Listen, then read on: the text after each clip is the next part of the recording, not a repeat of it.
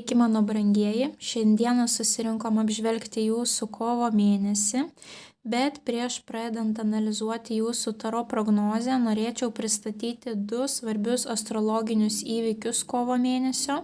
Ir pirmasis jų yra retrogradinė Venera. Ką reiškia retrogradinė Venera? Kad jinai keliauja atgal, o kai planetos keliauja atgal, mes negalime daryti jokių naujų darbų, eiti kažkur tais į priekį, žengti pirmus žingsnius, nes tiesiog jaučiame tam tikrą pasipriešinimą iš aplinkos. Tai retrogradinė Venera pas mus bus nuo kovo 2 iki balandžio 13 dienos.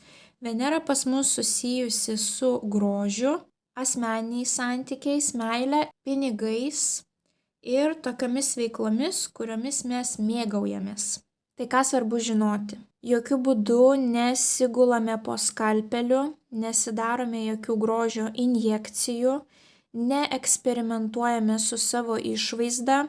Moterim labai dažnai retrogradinės Veneros metu atkeliauja idėja, kad gal nusikirpsiu plaukus labai trumpai, galbūt kardinaliai pakeisiu plaukų spalvą. Bet kai Venera pradės eiti tiesiogiai balandžio mėnesį, dažniausiai moteris pasigaili to savo sprendimo, kadangi mūsų skonis pasikeičia būtent tada, kai Venera pradeda keliauti atgal. Mums atrodo, kad nuo šiol aš keičiu savo garderobą, keičiu savo plaukų spalvą, ilgį, makiažą, o galiausiai po to mėnesio pusantro atkeliauja nušvitimas, kad man niekas nepatinka, nei tie nauji drabužiai, nei plaukų spalva, nei plaukų ilgis, nei dar kažkokie kitokie pokyčiai. Jeigu sutiksite kažkokią tai naują simpatiją, tai kai Venera pradės eiti tiesiogiai, jūs tiesiog tą žmogų galite pamatyti kitokiu negu būtent to retrogradinės Veneros periodu. Retrogradinė Venera yra nepalanki santuokai, būtent tam parašui santuokos, taip. Jūs galite švęsti, organizuoti šventę artimiesiems, bet būtent viskas, kas susiję su kontraktais, su parašais, išlaukite bent jau tada balandžio vidurio, taip. Ir sakome ne visiems dideliems, brangiems pirkiniams. O kita planeta, kuri bus retrogradinė, tai kas žiūrėjot savo metinės prognozes, jūs visą tai jau girdėjote. Tai pas mus nuo kovo 15 iki balandžio 7 bus taipogi ir retrogradinis Merkurijus. Tik su Merkurijum yra tokia problema, kad jisai turi savo tokį šešėlinį veikimą, tai yra 2 savaitės iki retrogradinio periodo ir dar 2 savaitės po retrogradinio periodo.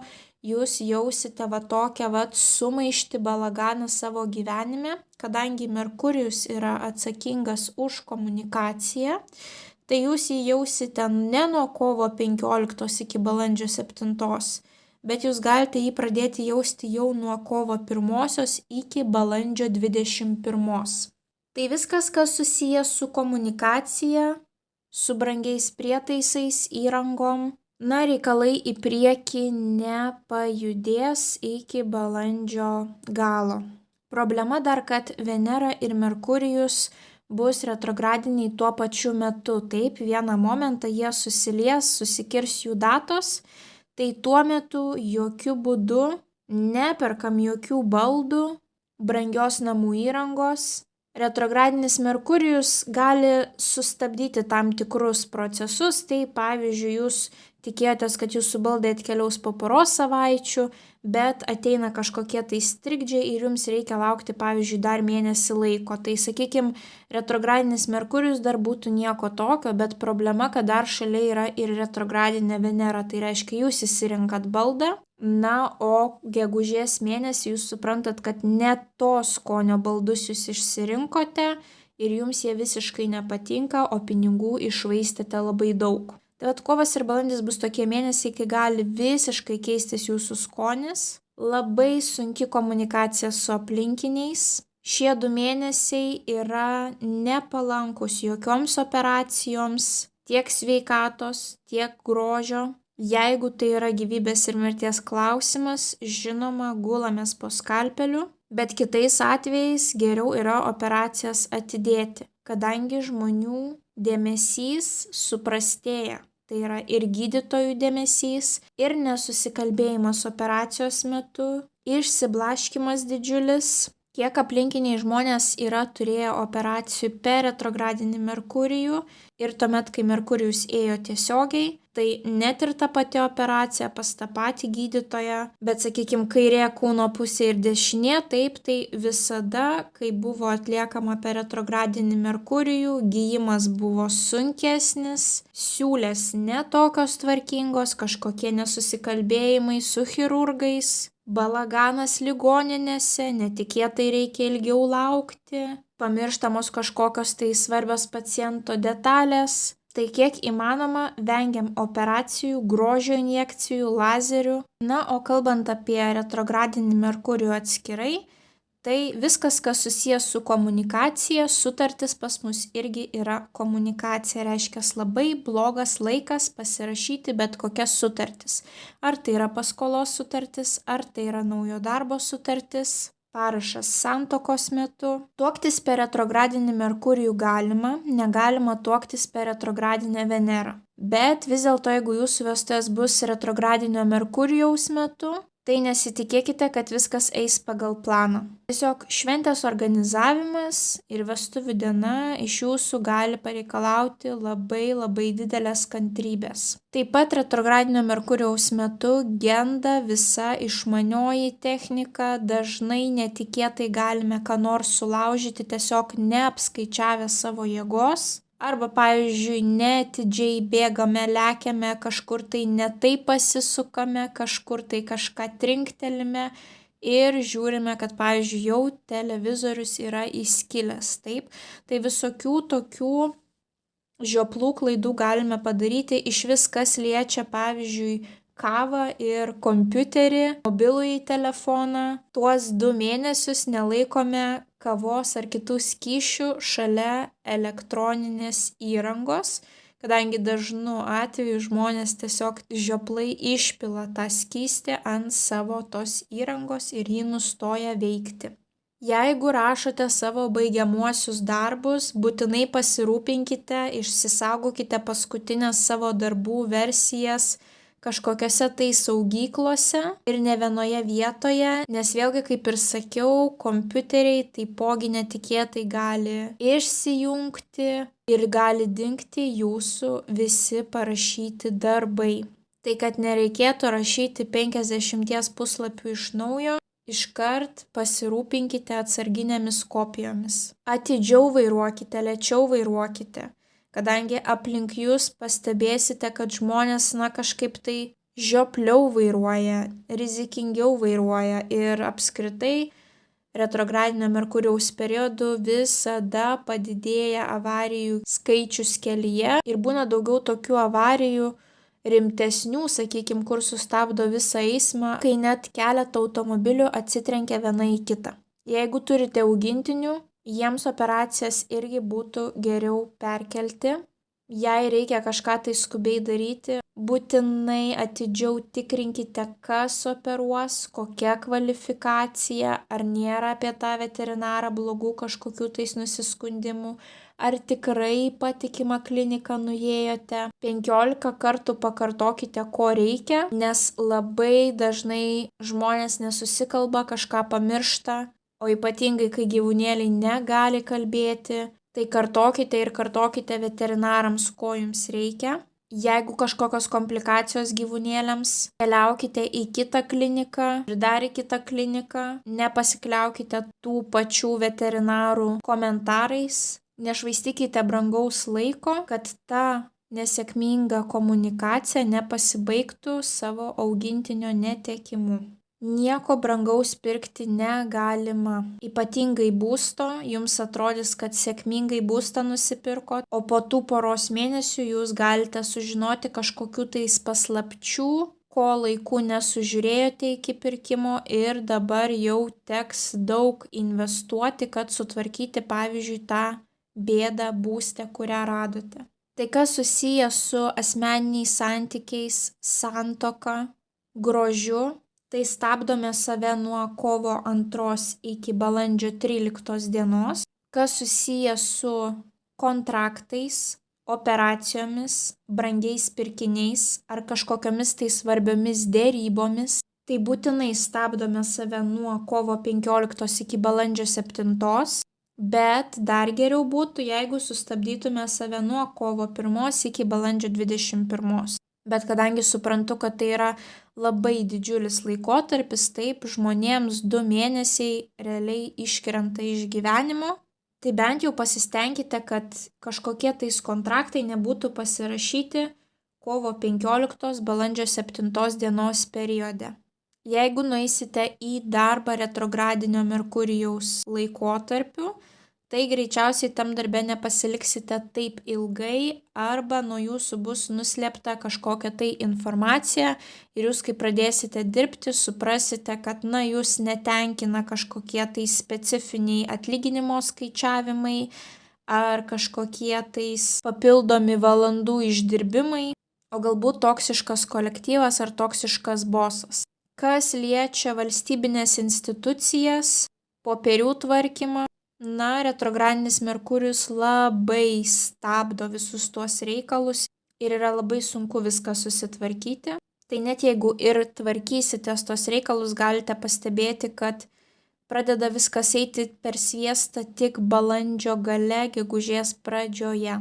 Jeigu keliausite retrogradinio Merkurijaus periodu, labai atidžiai viską žiūrėkite, nepavėluokite į skrydžius, 5 kartus pasižiūrėkite, ar pasiėmėte pasą, bilietą, protingai susidėliokite daiktus į rankinį bagažą, nes registruotas bagažas netikėtai gali pasimesti kelyje. Tai kad jums tas pamestas bagažas nesugadintų kelionės, tai tiesiog patariu protingiau susipakuoti reikalingiausius daiktus į rankinį bagažą. Išskirtinai pažymėkite savo lagaminą, kad nesumaišytumėt su kažkieno kito. Visą laiką akylai stebėkite savo krepšius. Net jeigu ir mažas oro uostas, atkeliaukite 3 valandas iki skrydžio, nes gali būti kažkokie tais netikėti būtent elektronikos sutrikimai, kurie gali visą tą užsiregistravimo procesą sulėtinti.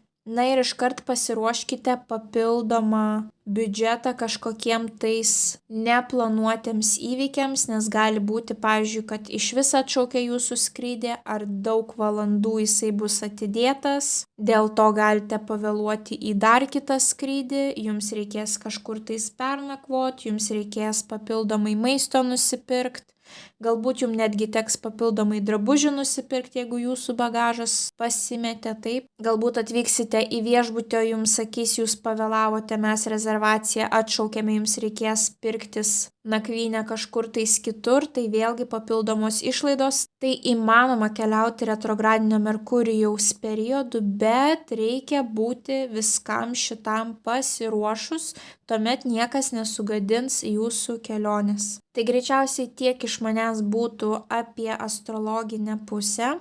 Jeigu kils klausimų, drąsiai rašykite komentaruose, visiems atsakysiu. Kaip visada noriu priminti, kad mano prognozes reikia žiūrėti pagal savo saulės ženklą, mėnulio ženklą bei ascendentą. Daugiau informacijos aprašyme po šio vaizdo įrašo.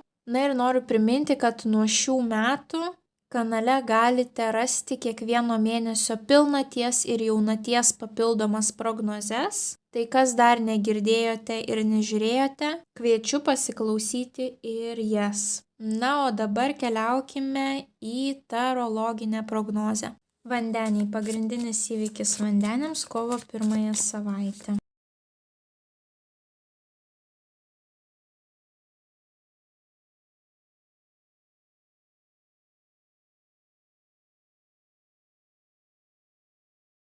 Bei vienas patarimas vandeniams apie jų kovo mėnesį. Ir žinutė vandeniams apie jų kovo mėnesį. Vandeniai, pas jūs visas mėnuo pilnas konkurencijos arba kažkokių tais bandymų rasti kompromisą su kitais žmonėmis, kurie turi kitokią nuomonę negu jūs. Pirmoji savaitė greičiausiai bus įtempčiausia būtent komunikacijos klausimų, kadangi jums iškrenta lazdų penketas, kuris rodo konkurenciją, ir kardų septynetas. Kardų septynetas rodo nešvarius žaidimus, kažkokius tai nelegalius reikalus, sukčiavimą, apkalbas už jūsų nugaros. Visi tokie dalykai, kurie susiję su žema žmonių morale. Na ir toks jausmas, kad galbūt kažkas norės su jumis konkuruoti, pasitelkdamas į pagalbą kažkokius tai nešvarius dalykus, nelegalius dalykus, negarbius dalykus. Taip, galbūt jūs daug argumentuosite, pavyzdžiui, su kolegomis, jums reikės rasti bendrą sprendimą arba su vadovais, taip, ir jūs niekaip jo nerasite, jums bus sunku rasti. Dėl to tie žmonės po to gali kažkaip apkalbėti jūs, galbūt jiems nepatiks, kad jūs nenorite nusileisti. Šalia to dar iškrito lazdų valetas, o lazdų valetas rodo, kad jūs esate užsidegę, pas jūs yra atsiradusi motyvacija, jūs norite daryti, jūs norite rungtyniauti, jūs norite būti geriausi. Galbūt jūs kažką tais norėsite mokytis per praktiką, bet lazdos yra judri ugninga korta, tai būtent dėl to per praktiką. Nesėdint, neskaitant vadovėlių, bet judant, darant kažką savomis rankomis, kažką tais tyrinėjant. Jeigu nėra pas jūs jokioje gyvenimo srityje jokių nesutarimų ar konkurencijos, tai reiškia, kad jums patiems teks plėšytis tarp daugelio skirtingų gyvenimo sferų. Tiesiog daug užduočių gali būti pirmąją savaitę ir netyčiom galite pakliūti į kažkokių tais sukčių pinkles, tai būkite labai atidus, ypatingai socialinėje erdvėje, nuotoliu, taip, visi elektroniniai puslapiai, elektroniniai laiškai, SMS žinutės, skambučiai, tiesiog neapsigaukite šioje vietoje ir apskritai žiūrėkite, kad jūsų pirmąją savaitę būtų aukšta moralė, vertybės būtų aukštame lygyje. Taip, nenusileiskite į kitų žmonių lygio, jeigu jie nusileidžia iki plintuso, tai nereiškia, kad ir jums reikia tiek nusileisti. Taip, labai svarbu išlaikyti aukštas vertybės, o jau tiems žmonėms karma pas juos atkeliaus tada, kada mažiausiai jie to tikėsis. Arba pagal lazdų penketą bus toks vidinis konfliktas kažkoksai, tai kad lyg ir norite kažką daryti pirmąją savaitę, bet nesate tikri ką ir kaip, ir toks gali būti pasimetimas. Ir prie to vidinio konflikto pasimetimo būtent gali prisidėti kitų žmonių apkalbos, pavyzdžiui, kurias sužinosite ir pradėsite, pavyzdžiui, abejoti savimi. Antrąją savaitę pas jūs greičiausiai tos rungtynės konkurencija nesibaigia, kadangi jums iškrenta tas pats lazdų penketas, kurį turėjome štai čia. Tik jau šį kartą šalia jo iškrenta taurių karalius, tai yra vandens stichijos vyrukas, gali būti skorpionas, vėžys, žuvis, arba nebūtinai jisai gali būti, pavyzdžiui, ir kažkokios tai kūrybingos arba emocinės profesijos atstovas, arba tiesiog vyrukas, kuris gali išklausyti jūsų, paguosti, kad ir, pavyzdžiui, jūsų tėtis, brolis, artimas draugas. Taip. Na ir šalia jums dar iškrenta didysis arkanas žvaigždė, o žvaigždė visų pirma tai rodo išaugusi populiarumą, taip jūs galite būti daugiau pastebėti antrąją savaitę, galbūt dėl tos konkurencijos, dėl tų pykčių, nesutarimų jūs būsite dėmesio centre. Taipogi žvaigždė gali rodyti tikėjimą, kad ateityje bus geriau, tą viltį, galbūt yra tas konfliktas, kuris niekaip neišsisprendžia ir jums yra labai sunku, bet jūsų ta motyvacija eiti, nepasiduoti yra ta viltis, kad galiausiai šitas konfliktas pasibaigs, aš eisiu į priekį ir visa tai pasimirš. Taipogi žvaigždė gali rodyti žinomus asmenis, galbūt, pavyzdžiui, jūs esate profesionalūs sportininkai, vyks varžybos ir tų varžybų metu pamatysite, kad vienas iš žiūrovų yra jums jau kažkur televizijoje matytas veidas. Tai visokios tokios situacijos gali būti pas jūs antrąją savaitę. Trečiąją savaitę toks jausmas, kad kažkas eina į pabaigą, kadangi jums iškrito didysis arkanas pasaulis, kuris atrodo ciklus. Čia mes matome 4 galvas, tai reprezentuoja 4 metų laikus. Na ir būtent tas ciklas, periodas, kad greitai jisai ateis į pabaigą. Ir prie to paties lazdų devynetas, kuris rodo, jau mažai beliko ir jūsų tas sunkus etapas pasibaigs, ta užduotis bus pabaigta ir galėsite pradėti kažką naujo. Tai trečiąją savaitę labai svarbu yra nemesti kelio dėl takelio, pabaigti visą tą etapą iki galo. Taipogi pasaulio korta kviečia jūs atšvęsti ir padaryti refleksiją viso to, kas toj baigsis. Ką jūs darėte gerai, ką jūs darėte blogai, kokius žingsnius kartotumėt, ko nebekartotumėt. Tai yra, ką jūs išmokote savo ateičiai, taip, kokių žinių, pamokų pasisėmėte. Ir kažkaip monetų dama gali būti susijusi su tom etapų pabaigom arba kažkokiom artėjančiom pradžiom. Šita moteris gali būti žemės ženklo, mergelė, ožiaragis, jautis, arba dirbti finansų sektoriuje, arba būti atsakinga už jūsų finansinę padėtį, pavyzdžiui, jūsų darbdavė. Tai kažkas eina pas jūs į galą. Jeigu ne, tai šios dvi kortos taipogi pasaulis ir lazdų devynetas gali rodyti užsienį, keliones į užsienį, pasaulis, tai viskas, kas susijęs su pasauliu, kitos šalis, kitos kultūros. Na, o lazdų devynetas gali rodyti ribų peržengimą, tai ir šalies ribų peržengimas gali būti reprezentuojamas pagal šią kortą. Tai galbūt nusimato kelionė su šia dama, o galbūt šita dama finansiškai parems, kad jūs tą kelionę turėtumėt. Taipogi pasaulis yra puikia korta viskam, kas susiję su socialiniais tinklais, su bendravimu per nuotolį, su partneriais iš užsienio, ypatingai verslo partneriais kažkokiais, galbūt šita moteris bus iš užsienio ir jūs su ja bendrausite per nuotolį, bet tuomet jau, tos dėrybos, tie pokalbiai gali jūs taipogi sekinti ir varginti, kadangi jums iškrito tas lazdų devynetas. Na, paskutinioji savaitė toks jausmas, kad kažkaip viskas apsiverčia aukštyn kojom ir viskas pradeda eiti kaip sviestu patepta sava vaga, sklandžiau negu iki tol, taip, kadangi jums iškrenta lazdų aštuonetas, tai yra labai greita korta, didelės paklausos korta. Jeigu turite savo verslą, galite sulaukti padidėjusios paklausos, taip žmonės, pavyzdžiui, nori įsigyti jūsų prekes, paslaugas, arba tiesiog labai greitai gali situacija išsivystyti,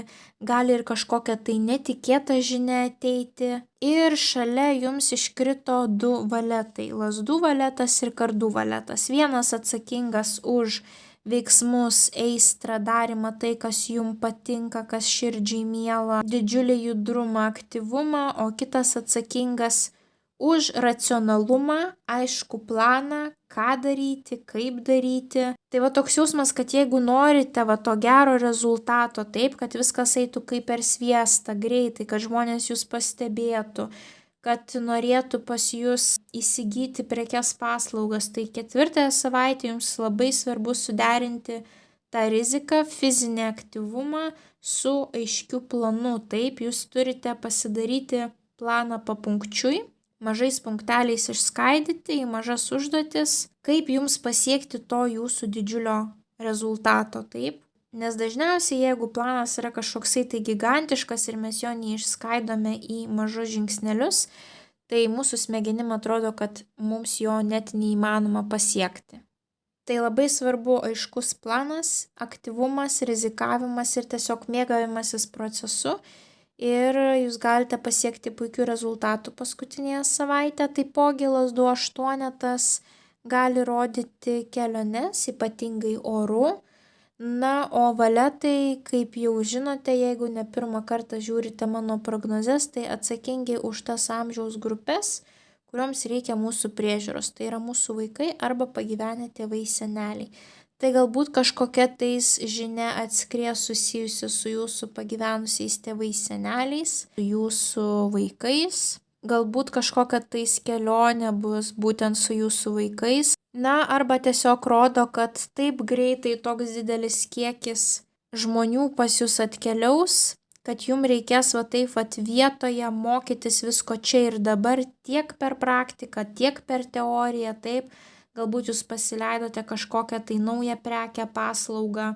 Na ir jūs galvojate, kad ateis keli klientai, ateina toks didelis kiekis, kad jūs nežinote, kaip dorotis ir kaip suvaldyti visą tą situaciją. Tai vat kortos gali visaip va taip išsipildyti. Apskritai valetai yra tie pirmi žingsneliai, kai mes dar nesijaučiame stiprus toje srityje, kai mes mokomės, bandome, klystame. Tai vat jūs galbūt nesijaučiate dar stipriai, stabiliai, bet jūs turėsite pozityvų atgarsį iš kitų žmonių.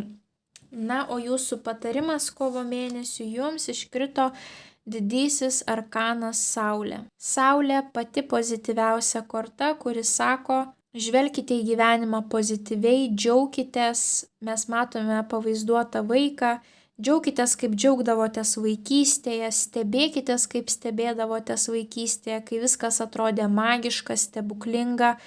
Kuo daugiau tos pozityvios, džiaugsmingos energetikos ir judėkite į priekį ir jūs pamatysite, kad galiausiai viskas pradės eiti kaip per sviestą, o tos rungtynės, tos galbūt nemalonios situacijos pirmas 2 savaitės jūs tik tai nori nutolinti nuo žmonių, kurių jums savo gyvenime tikrai nereikia. Na ir mėnulio žinutė, kuri jums iškrito, paleisk, nebelaikyk, kažkas didesnio ir gražesnio jau pasiruošęs ateiti pas tave. Na tai būtent, jeigu matote, kad su tam tikrai žmonėmis nesiklosto santykiai, darbiniai, asmeniniai, paleiskite, nesilaikykite įsikibę, kuo greičiau paleisite, tuo greičiau kažkas naujo ir gražaus ateis į jūsų gyvenimą. Tai vandenį linkiu jums didžiausios sėkmės kovo mėnesį, nepamirškite paspausti patinka mygtuko, komentare parašyti bent jau širdelę, pasidalinti prognozes su artimaisiais, kuriems ji galėtų būti aktuali. Na ir jeigu dar neužsiprenumeravote, skatinu užsiprenumeruoti kanalą, kad nepraleistumėte jums aktualių prognozių. Na, o mes su jumis susimatysime kitose prognozėse. Ate, ate.